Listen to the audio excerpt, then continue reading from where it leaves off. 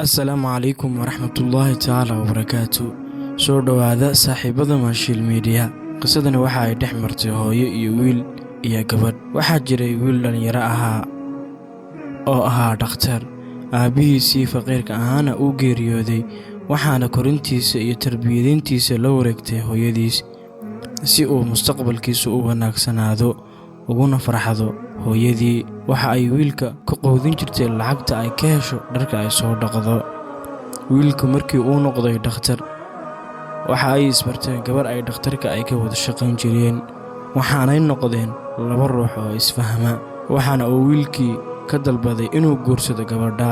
wiilkii waxa uu hooyadii soo kaxeeyay cisbitaalka si uu u baro gabadha uu guursanayo. gabadhii markay aragtay wiilka hooyadii way isbedeshay. waxaa isbedelay wejigeedii, aadna ayay u murugootay, waxaana ka dalbatay wiilkii iyo hooyadii inay leedahay ballan muhiim ah. wiilkii waxa uu weydiiyey sababta ay fasaxa u qaadatay adigoo aan baran hooyaday.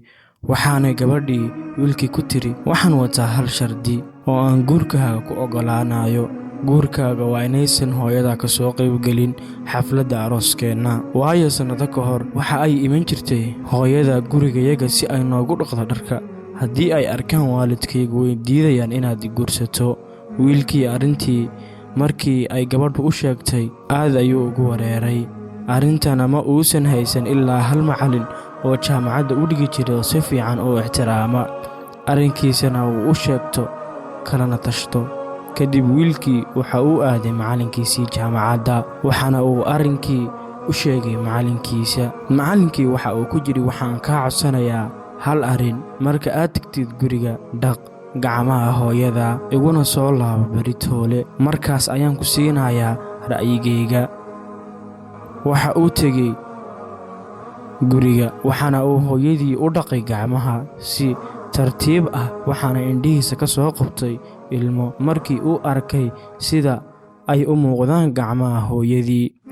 waxaanay ahayd markii ugu horreysay ee uu arko gacmaha hooyadii sida ay u dildalaaceen una adkaadeen, sabab uga timi saabuuntii dharka lagu dhaqi jiray.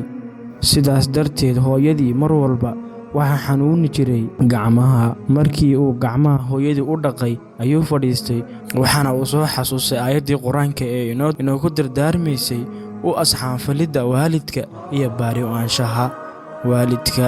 waxa uu soo xasuustay xadiiskii rasuulka sallallahu calayhi wasallam oo ahaa, jannada waxay ahaatay cagaha hooyooyinka. sidoo kale waxa uu soo xasuustay xadiiskii raali-aanshaha ilaahay waxa uu ku jira raali-aanshaha labada waalid.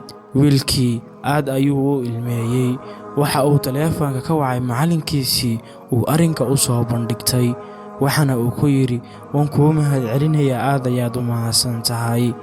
hooyadayna uga mashquuli maayo ruux kale. wiilkii waxa uu bilaabay inuu mar walba hooyadii wakhtigiisa oo idil ugu kaalmeeyo hooyadii. qofka aan qadarin hooyadii isna cidna ma qadariso. wiilkii waxa uu aaday cisbitaalkii uu ka shaqayn jiray si uu ugu bandhigo gabadhii uu guurka ka dalbaday go'aankiisii, iyo inuu hooyadii mar walba ka fogaanayn, iyo inuu mar walba kaalmaynayo hooyadii. gabadhii si degdeg ah ayuu u soo macasalaameeyey. bilka bacdi waxaa wiilka cajiib ku noqotay gabadhii iyo ehelkeedii oo yimid gurigii wiilka. waxa ay aad u ammaaneen wiilka hooyadii, waxaanay ku sheegeen inay tahay hooyo naxariis ay ka buuxdo oo wiilkeeda u hurtay wax walba. waxaanay sidoo kale ay aqbaleen inay u guuriyaan gabadhooda. wiilkii dhakhtarka ahaa, Allah subxaanahu wa tacaala waxa uu yidhi,